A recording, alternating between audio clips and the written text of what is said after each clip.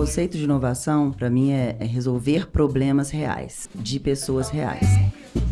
Sempre bato muito em cima disso. E a gente ser diferenciado na execução. Eu vejo já as meninas agora com 15 anos, são muito, muito diferentes da minha época. Eu acho que muito mais livres, empoderadas. E isso vai ser uma mudança natural.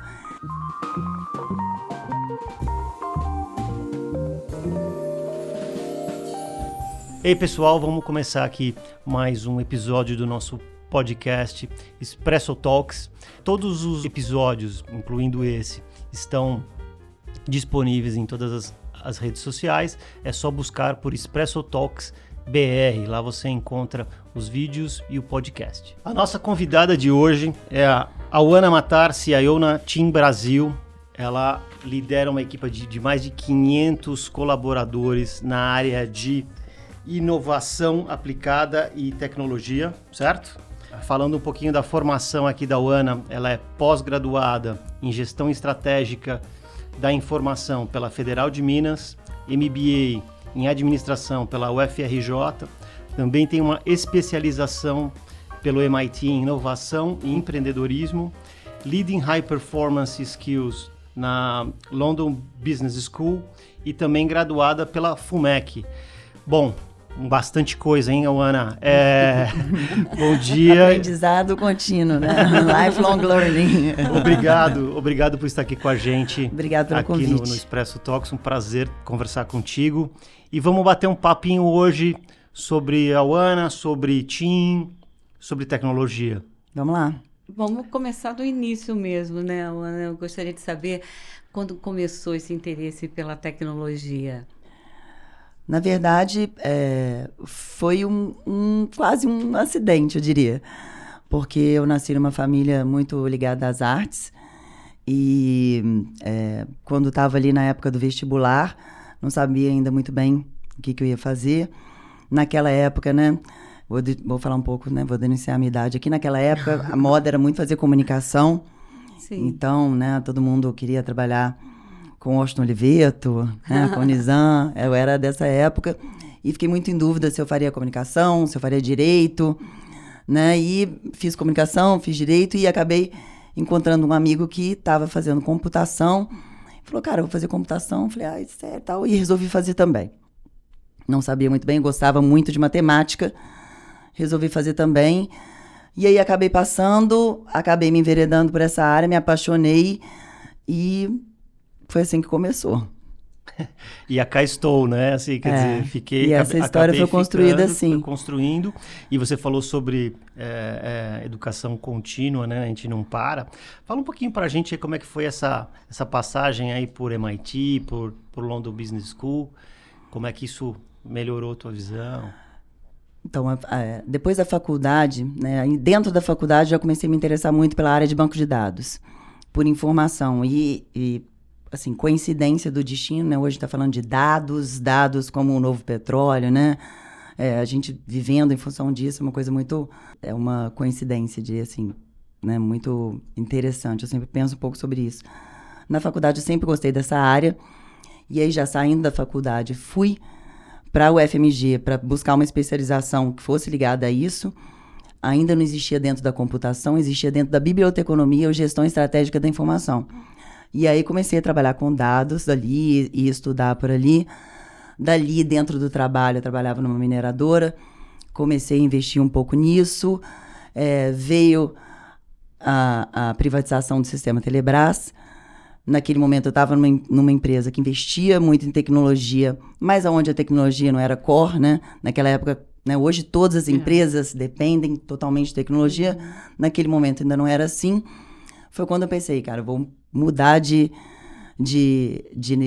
ramo, né, de segmento, porque ali TI vai ser coração, né, não vai ser um suporte, vai ser coração. E aí comecei a investir muito na minha carreira em cima disso. Então, continuei estudando essa parte toda de dados, banco de dados, data warehousing, BI, gestão de campanha, modelos preditivos. Eu gostava muito dessa parte, né, da parte da TI. E sempre fui muito curiosa. Quando comecei a liderar times busquei um pouco desse conhecimento foi quando eu, né, tive na London Business School, trabalhando um pouco o que seria liderar times de alta performance. Depois fiz o MBA na Copiad, né, onde acho que me deu uma visão muito da estrutura das corporações como um todo, foi bacana, né? Que complementou um pouco o que eu já tinha no meu trabalho, que é o fato de você trabalhar com dados, BI, informação, você acaba entendendo muito dos processos de negócio e muito dos processos de integração entre os sistemas. Então, sempre foi a área dentro da tecnologia que eu mais gostei. E aí, depois, o MIT veio porque sou uma pessoa curiosa, uma pessoa que busca muito esse tema de inovação, de aprendizado contínuo, é algo que eu tenho na minha vida cotidiana. E aí, fiz esse curso para abrir um pouco a cabeça. Durante a pandemia, eu acabei também fazendo um outro curso com um professor que chama Scott Galloway, que é da Columbia também, sobre brand strategy, para, né, abrir a mente, pensar em outras coisas. Então, esse tema do lifelong learning é algo que eu estou sempre buscando. E aí, então, hoje, não. ela lidera uma equipe de mais de 500 pessoas, é isso mesmo? E como é que é esse desafio? É um desafio, né? Ainda mais as equipes hoje multidisciplinares, cada um com competências, habilidades diferentes e tudo, assim, bem genuíno de cada um. Como é que é isso? Liderar uma equipe com mais de 500 pessoas é um desafio e trabalhando com outros, né, também fornecedores, a gente está muito integrado com outras equipes de outras empresas, mas eu acho que é algo que, se tem uma dica que eu posso dar aí que funciona muito para mim, tá na questão da clareza, né, na comunicação e na empatia. Eu acho que esses são assim, os 2 pilares-chave, né? Um time grande, assim, num mercado tão dinâmico, né, com tanto desafio, se a gente não tem clareza do que a gente precisa fazer, de onde ir, de como que a gente, né, quais são as regras aqui, né, desse grupo e para onde esse grupo tem que ir, não funciona. Então, esse é um primeiro ponto. E o segundo ponto é o tema da empatia, né, que eu sempre falo muito com o time, né, aquela pessoa saiu de casa pensando que vai fazer o melhor de si, ela está dando o melhor de si ali naquele momento. Então, se ela não está acontecendo alguma coisa, porque ele é um ser humano e ali o trabalho é só um pedaço, então é importante entender um pouco aquele contexto da pessoa e, eventualmente, algo momentâneo, eventualmente é isso mesmo e não faz sentido, a pessoa está mais, mas ter a simpatia do olhar, entender que ninguém sai de casa para fazer alguma coisa errada ou para sacanear alguém, entendeu? A pessoa saiu para tentar dar o seu melhor. Então, eu acho que quando a gente parte desse princípio também, a gente entra em qualquer conversa com mais respeito, com mais abertura. Porque você veja bem que mais de 500 pessoas, com tudo isso que você falou, essa preocupação, a gente está falando aqui até além da sua competência, né? A gente está falando aqui de soft skills que a gente tem que ter. Isso. Agora, a tecnologia ajuda demais na comunicação para agilizar, porque mais de 500 pessoas... Muito. Então, assim, por exemplo, se a gente não tivesse, né, a videoconferência, Sim, a gente não conseguiria comunicar claramente para o time inteiro. Então, vou dar um exemplo cotidiano. Né? A gente tem a cada trimestre reunião de resultados com toda a liderança, né, ao vivo, que acontece com o nosso presidente, todos os nossos VPs, etc. E aí a gente desdobra isso para a equipe, né? E antes acontecia com cada liderança, cada gerente desdobrando com a sua equipe ali. Hoje, mesmo, né, em modelo híbrido, né, pós-pandemia, etc., a gente faz por vídeo e a gente faz com o time inteiro da TI. Então, estão todas as pessoas escutando a mesma mensagem e podendo debater aquilo todo mundo junto. E isso faz parte do tema da clareza. Porque ali naquele momento onde a gente está desdobrando resultados e falando dos próximos passos, né, retomando, né, recobrando ali as pessoas, vamos relembrar os próximos passos, é um momento de discussão, é um momento de entendimento, é um momento de alinhamento. Se a gente não tivesse tecnologia... Por exemplo, né, acontece muito telefone sem fio. Nesse momento, a tecnologia é fundamental.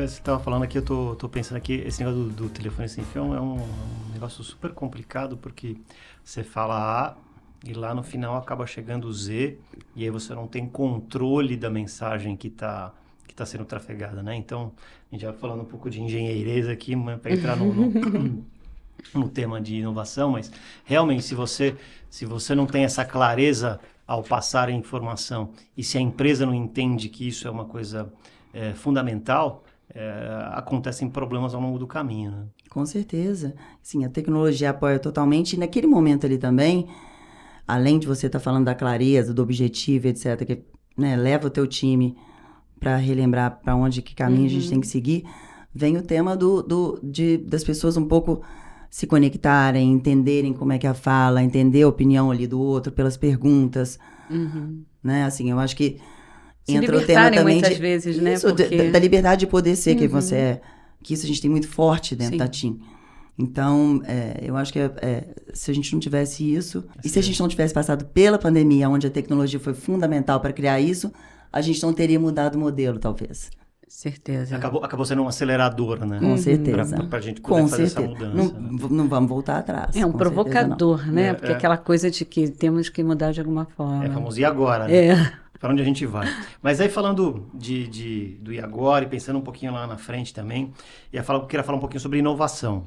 Então, você tem trabalhado nessa área de inovação, obviamente que tem muita coisa nova acontecendo nesse momento, muitas ferramentas novas. Você falou de banco de dados, eu já pensando em nuvem, inteligência artificial.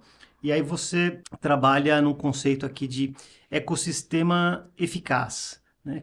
Eu queria entender de você, talvez aí juntando o ecossistema eficaz com um pouco do que você tem falado aí sobre equipes de alta performance, né? Então como é que você junta tudo isso, Ana? Como é que você trabalha esse conceito de inovação e pessoas ao mesmo tempo?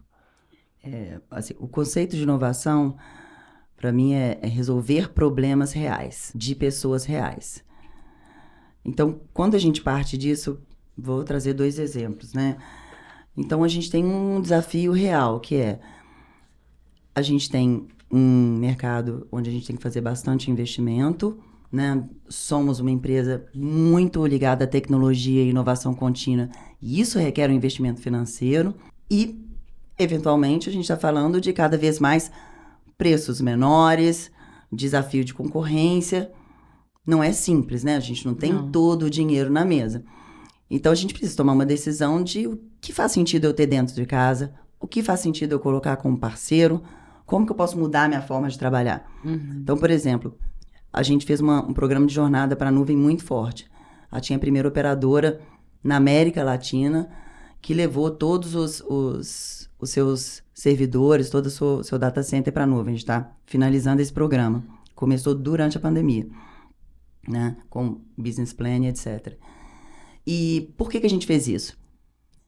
Porque a gente precisava crescer, a gente tem um foco muito forte no cliente, na criação de inovação de produtos e serviços, e a gente tem uma oferta de mercado de nuvem que estava ali naquele momento, 2020, crescendo, se mostrando muito atraente. A gente foi primeiro com a parte de Big Data e Analytics para a nuvem, vimos que a gente ganhou um potencial interessante, fizemos um business case, definimos o programa, fazia todo sentido, começamos a executar, temos parceiros, porque a parceria também muda, que no momento que você vai para a nuvem, aquela relação que antes era de cliente-fornecedor passa a ser uma relação praticamente de sociedade, porque seu negócio está dentro do negócio do teu parceiro, né? Depende daquilo, e o cliente é seu, então o cliente não quer saber se o equipamento do parceiro que tem um problema, não, o cliente é TIM. Não quero saber de o cliente é nosso. Quero ver o negócio funcionando. Interface, a única interface. É isso aí. Então muda bastante isso. Mas, ao mesmo tempo, o que a gente faz? Aquele tempo, aquelas pessoas, aquele investimento que era feito, talvez para cuidar daquele serviço que não é o nosso core, ele é replicado em criação de inovação para o nosso cliente. Né? Então, isso que eu falo de trabalhar no ecossistema e de inovação contínua. Né? Um outro ponto então, você resolver um problema real, um desafio real de tecnologia, para reinvestir em tecnologia a serviço de criar uma inovação. Né? Um outro exemplo é quando a gente fala de projetos ligados ao nosso cliente. Né? Quando a gente escuta o cliente, quando a gente tem um cliente de verdade ali, né, no nosso cotidiano, e isso é um mantra que a gente tem dentro da TIM, né, vamos colocar o cliente no centro, vamos colocar o cliente no centro, não é buzzword. A gente sabe a demanda dele, né? A gente tem hoje tecnologia onde a gente consegue entender qual é a demanda dos nossos clientes, usando muito AI, por exemplo, né? A nossa Thaís, nossa Aura Cognitiva, a gente entende, a gente usa muito AI, APIs de speech to text, onde a gente consegue traduzir, onde a gente consegue também APIs de sentiment analysis, onde a gente consegue entender o sentimento do cliente e com aquilo voltar para dentro de casa, melhorar processo, desenvolver serviço, otimizar, né, os nossos sistemas. Isso é inovação, né? E isso é inovação usando a tecnologia. E isso é trabalhar no ecossistema, né? E já falando também um pouco de como a empresa e os parceiros integrados conseguem fazer isso cada vez melhor.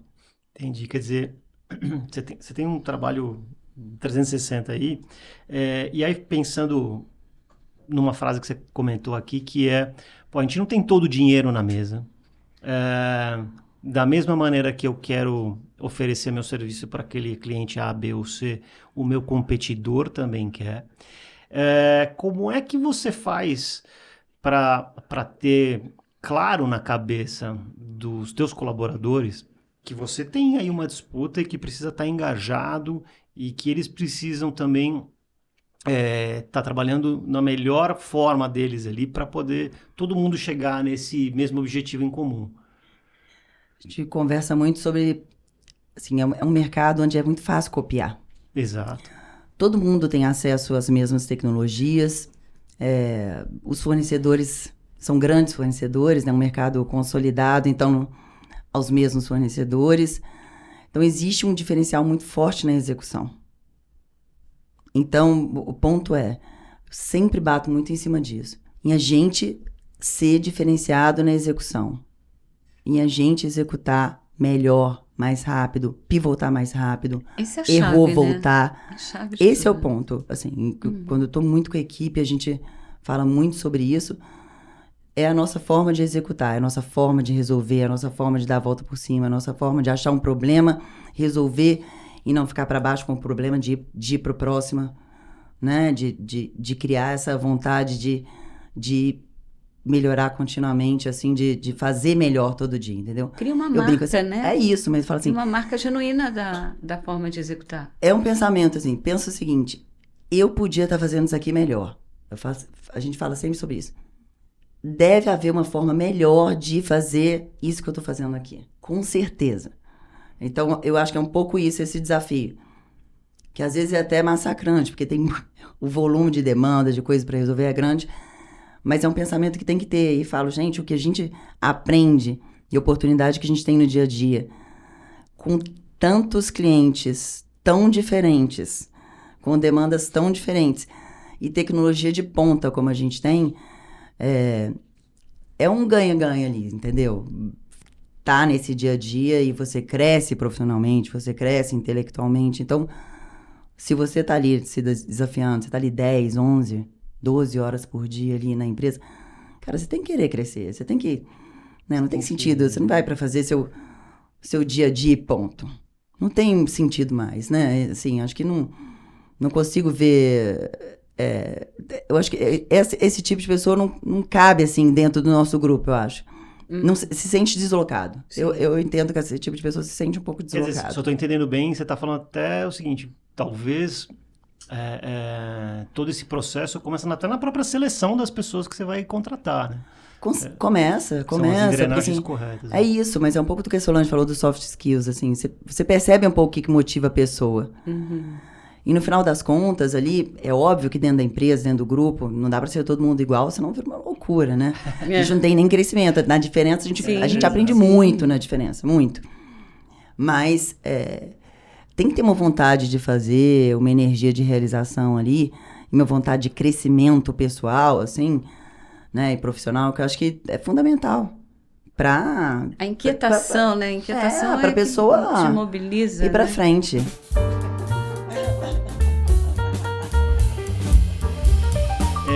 Fala um pouquinho pra gente do que é a Thaís, do que ela é composta, o que ela tá te ajudando hoje. Então, a Thaís nasceu também na pandemia. Né? A Thaís nasceu da gente olhar ali para a forma como os clientes se interagiam com o nosso atendimento humano, né? Com as antigas URA, olhar para toda a tecnologia que a gente já tinha disponível naquele momento, porque tem o timing da tecnologia, né? Lembra das URAs humanizadas, que pareciam um robô? Nossa. Né? Que a gente tinha vários memes com isso. Então, às vezes, a gente quer fazer uma coisa, mas não tem tecnologia pronta. E aí, ali, logo antes da pandemia, no início de 2020, a gente fechou um projeto, que é o projeto junto com a IBM, a parceria, onde a gente estava usando o Watson, né? Usamos, né, o Watson, como motor cognitivo central para construir uma jornada cognitiva na URA. E aí veio a pandemia, e esse projeto aconteceu todo dentro da pandemia. A gente tinha uma ambição que nem era tão ambiciosa, era um projeto que ia demorar, né, quase 1 ano e tal. Em 6 meses a gente tinha a Thaís já atendendo parte mais importante dos nossos segmentos, pré-pago, controle, pós-pago. Hoje ela atende 100%, tem um atendimento concierge. A gente já integrou, né, outras funcionalidades de inteligência artificial ali, onde eu consigo analisar sentimento, onde eu consigo retroalimentar o humano para falar com o nosso cliente automaticamente.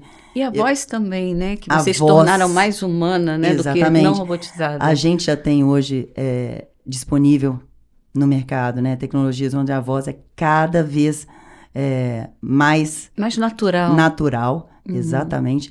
Integra essa voz com APIs de Analytics, que a gente consegue transcrever, pensar quais são os termos principais, predizer que tipo de demanda, ou que tipo de situação pode estar acontecendo que a gente não está enxergando hoje, né?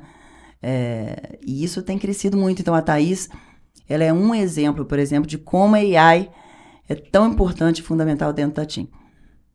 Para nós, tá ali na fundação.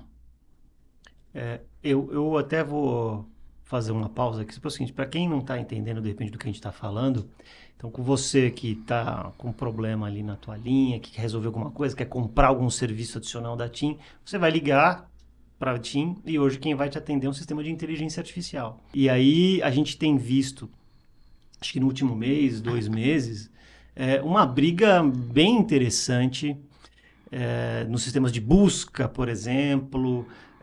A chegada do ChatGPT. Exatamente, né? Você tem a resposta do outro grupo em relação a essa ferramenta. Para onde você acredita, Auana, que isso vai chegar dentro lá da tua Thaís, né? A Thaís vai crescer, vai usar, de repente, novas ferramentas, vai virar uma adolescente mais inteligente, uma adulta. Onde que ela vai chegar com esses avanços todos da AI? A Thaís vai com certeza se beneficiar do que está chegando aí. E, no final das contas, ela integra multicanal, né? Então, você nem percebe. Eu acho que isso vai ficar cada vez mais cotidiano para a gente como consumidor.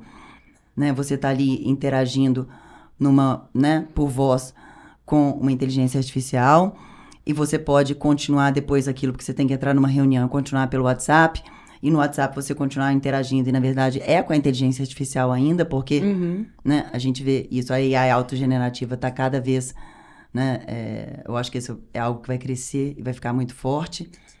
Você pode entrar dentro de uma loja física depois e ser atendido por um vendedor, um ser humano que vai te entregar algo que você, um aparelho, por exemplo, se você falou, eu vou naquele shopping, eu pego então lá, comprei pelo e-commerce, discuti ali digital, e continuei num chat no WhatsApp, mas vou pegar na loja e tal, porque eu vou no shopping hoje à noite e quero pegar o telefone eu mesmo.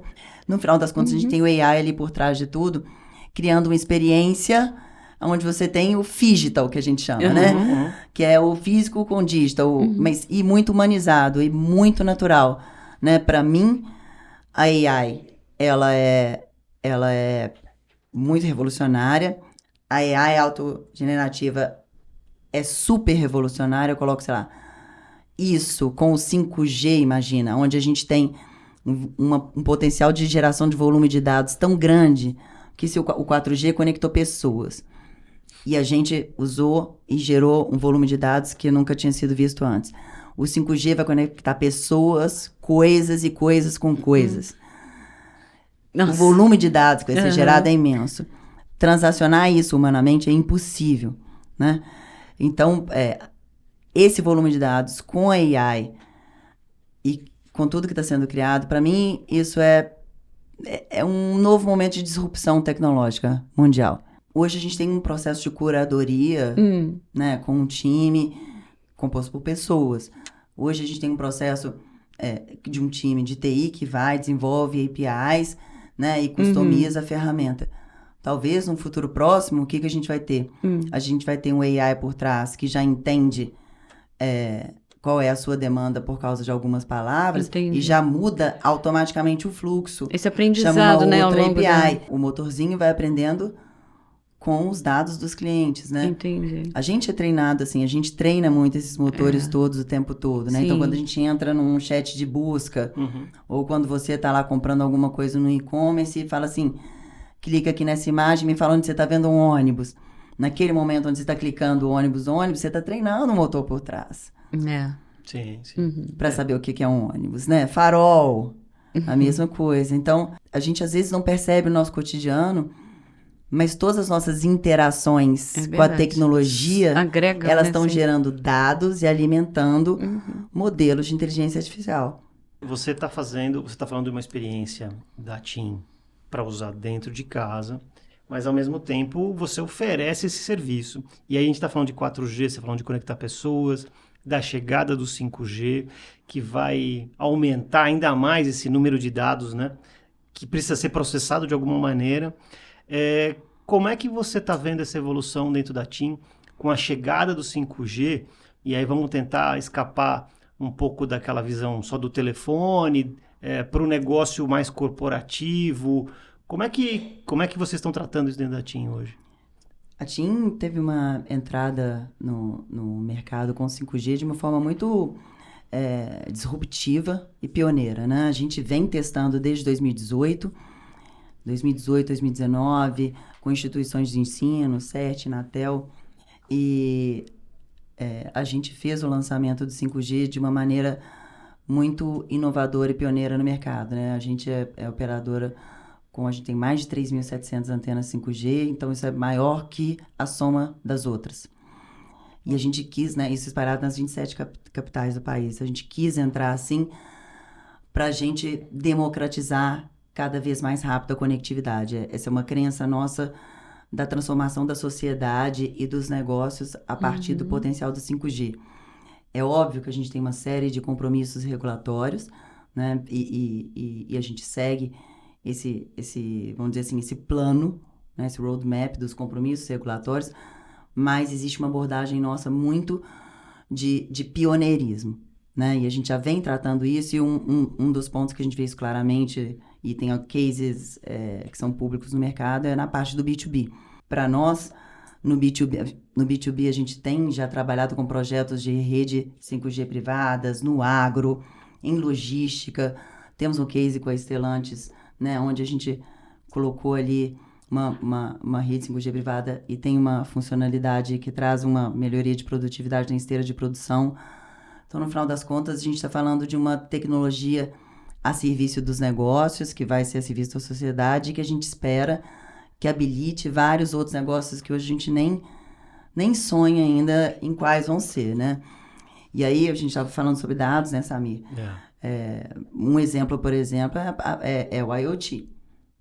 Né? O IoT, ele tende a se expandir enormemente com o 5G.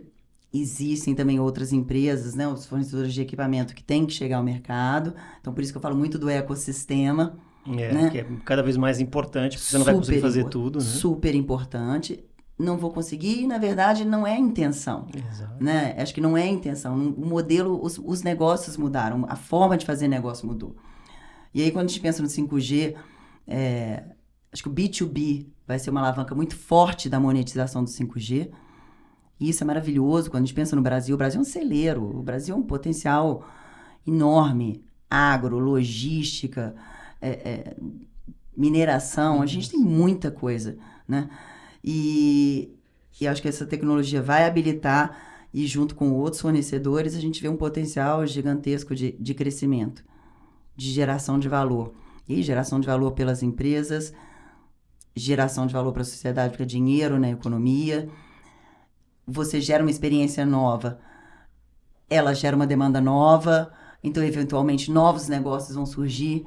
Pensa quando tinha o 4, né? Quando lançou o 4G, antes do 4G, a gente não tinha o volume de aplicativos que a gente tem hoje, né? Não. Então, Bem limitado, né? E surgiram em função da tecnologia. Então, é isso que eu estava falando do movimento, que eu acho que é o ciclo virtuoso, assim. E o 5G, eu acho que vai ser muito mais disruptivo, né? Muito mais disruptivo do que o 4G. Então, se a gente pensar para o consumidor final, né? Sei lá, eu consigo, por exemplo, fazer um slicing de rede no 5G, então eu vou conseguir criar ali, né? Eu sei que tem um jogo no Maracanã naquele dia específico. Então, as rotas onde eu tenho mais fluxo de pessoas, aquele lugar ali, eu trago uma experiência melhor ainda, né? Por exemplo, então onde eu tenho um show de música, né? Um Rock in Rio, consigo criar ali uma experiência melhor ainda. Customizar e melhorar a experiência cada vez mais dos nossos clientes. Então, essa é uma oportunidade que a gente tem com essa tecnologia que não tínhamos antes. Certamente vão surgir demandas diferentes, porque o consumidor experimenta aquilo e surge uma nova demanda. E vão surgir outros negócios, porque alguém está olhando aquilo e pensa em outras ideias. E aí o mercado vai mudando. Só uma brincadeira aqui, que é com novos poderes, né? Grandes poderes, grandes responsabilidades. Grandes responsabilidades. Pensando um pouco nesse futuro, você falou muito de customização. Então, a experiência de um consumidor, seja ele corporativo, seja ele um assinante normal, a relação dele com a provedora de serviço vai mudar muito. Você não vai ter apenas um produto de varejo para vender para ele. Você eventualmente vai ter que desenhar alguma coisa nova para esse novo consumidor com essa nova necessidade. Vocês já estão quebrando a cabeça com isso, de como vai ser essa relação e essa nova oferta? O B2B já tá assim. O B2B é o grande laboratório jeito, aí do... Acho que é o grande laboratório. Porque cada cliente tem uma demanda diferente. Você falou de Stellantis, mas eu também estava pensando... Vocês têm alguns casos muito legais, muito interessantes para quem não viu ainda, no agro. Quer dizer, são mundos com dores totalmente diferentes. São dores diferentes, são necessidades diferentes. Então, para cada cliente, você vai com uma abordagem diferente, com outros parceiros específicos, né? E aí a gente fala de novo do ecossistema, com modelos de preço diferentes. Então, é muito tailor-made, é quase projeto mesmo, né? É quase um projeto, é uma venda muito consultiva.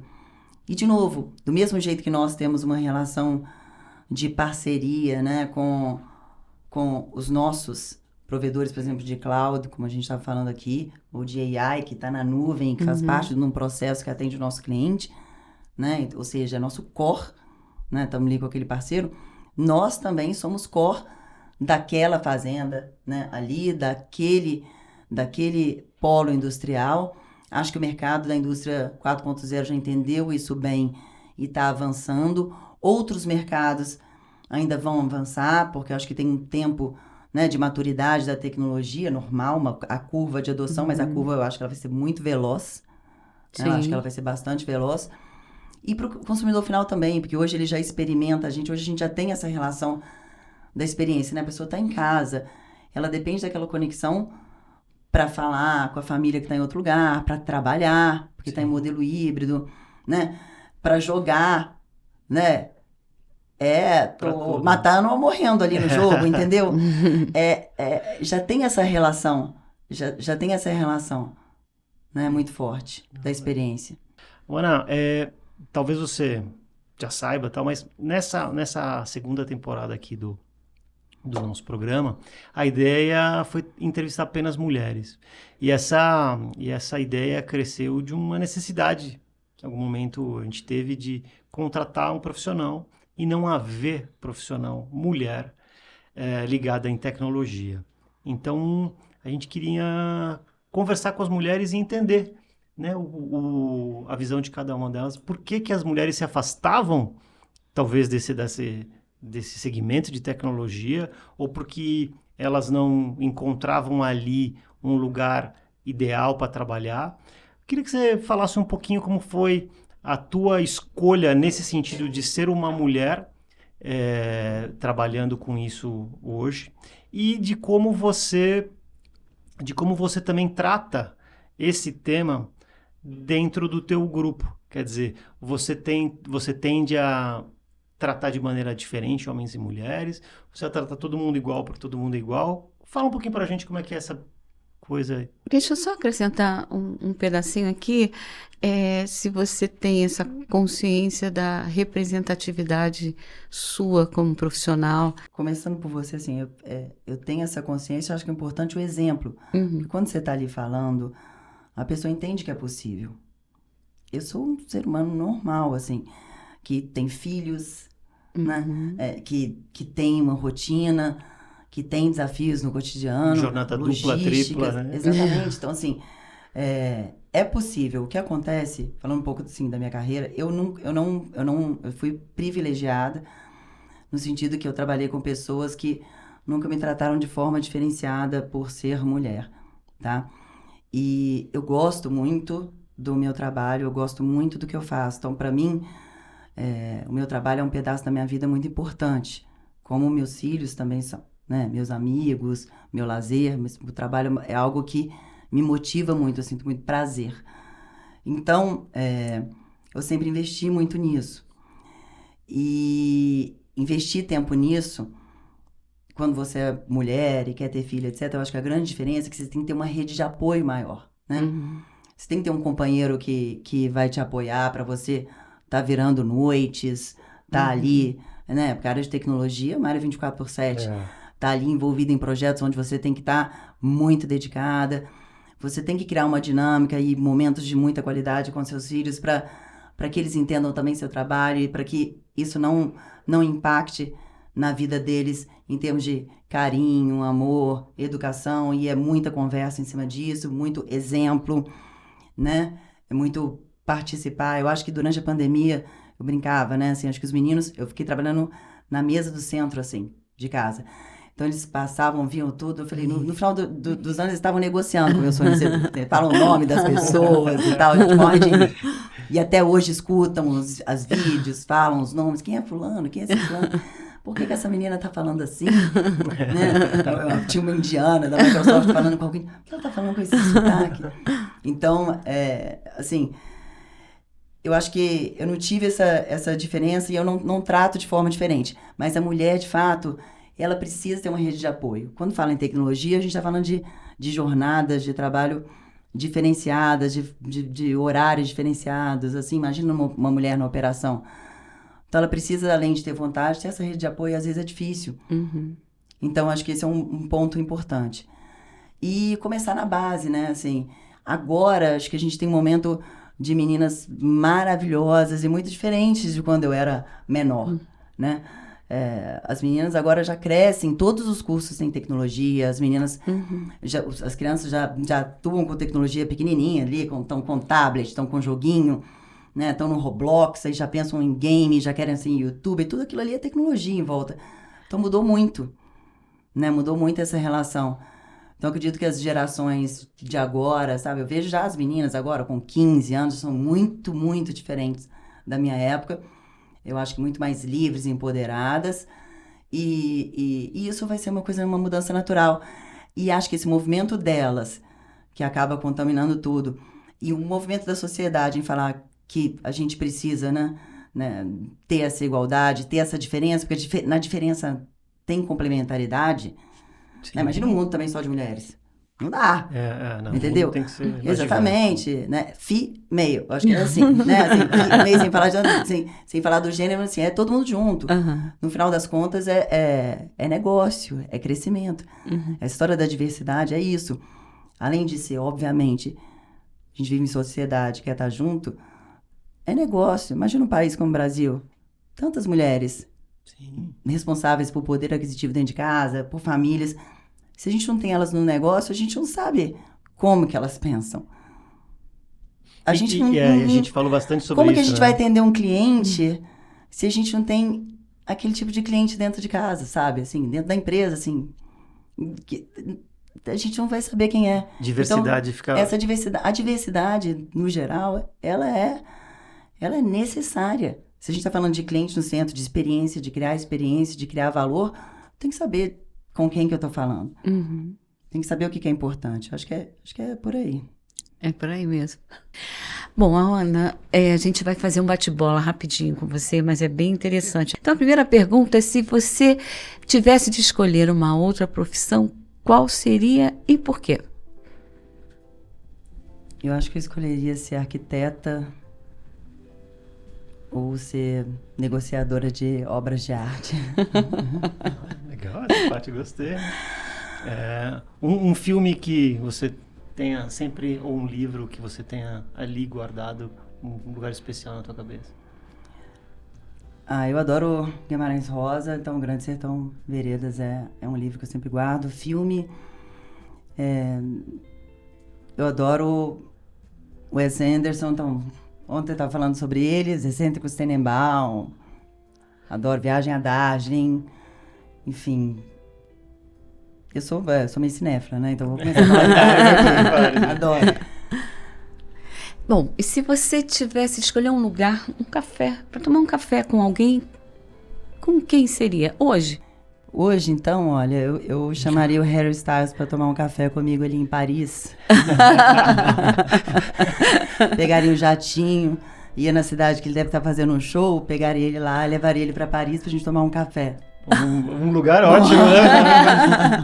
Agora, só pra gente terminar, então, se você puder contar aí em poucas palavras, talvez para alguma pessoa, para um filho teu, para um parente, para um amigo, qual seria um sonho teu? Um sonho que você, ao longo da tua vida, viu ele acontecer? Ou que vai acontecer ainda, né? Ou que vai acontecer... eu acho que um pouco o que está acontecendo, né? Um sonho... Cara, eu tenho um sonho de verdade que a gente consiga pegar tudo isso, toda essa tecnologia que a gente tem, tudo que está acontecendo e criar uma sociedade melhor. Eu tenho uma angústia muito grande com tudo acontecendo, que acho que a tecnologia está tão rápida e ao mesmo tempo estão acontecendo coisas tão malucas, né? Como aconteceu a pandemia e agora a guerra que está acontecendo, algo tão sem sentido nesse meio do caminho. Aí de repente aparece a AI autogenerativa, aí eu olho, né, 2 crianças pequenas dentro de casa e falo, meu Deus, eu tenho trabalho para esses meninos. Então acho que fico pensando, a gente vai virar Mad Max, né? Black Runner. Como é que vai ser? Então acho que o sonho seria a gente ter de verdade a tecnologia a serviço da sociedade. Eu acho que aqui no Brasil é tão complexo isso, porque a gente tem níveis de educação, economia tão complexa, assim, isso é realmente um sonho. Queria muito que poder público e privado pudessem pensar nisso. Acho que isso é um sonho. Maravilha. Muito obrigado, Ana, por estar aqui com a gente hoje, por essa sua fala. Adorei. Eu também adorei. Obrigada a vocês. Muito obrigada mesmo. Foi ótimo. Esperamos ter você junto com a gente proximamente também, né? Quem sabe uma nova entrevista aí pra gente falar de novas coisas e novas realizações. Muito obrigado. Vai acompanhar daqui, né? Acompanhar os sonhos da Ana. Bora lá, vamos fazer os sonhos juntos. Faz todo mundo parte dele. Obrigado. Obrigada. Obrigada, gente. Tchau, tchau.